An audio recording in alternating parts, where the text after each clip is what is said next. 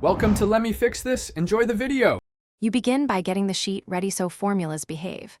Convert the range to a table and format dates and numbers consistently. This prevents type errors.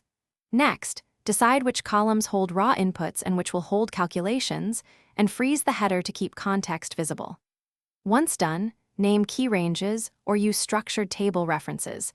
That makes formulas readable and stable when you add rows. Make these first steps deliberate, so later formulas refer to clean, predictable data. Now you write the main formulas, starting simple and expanding. Use relative references when copying down, and lock cells with $ when needed for constants like tax rates. Employ sumifs and XLOOKUP for robust aggregation and lookups. Choose index/match if compatibility matters. For multi-step logic, add helper columns to break tasks into readable parts, then combine them with SumProduct or nested ifs sparingly. Once formulas work on a sample, fill down or extend the table so formulas propagate reliably. Finish by validating and locking the solution so it stays correct.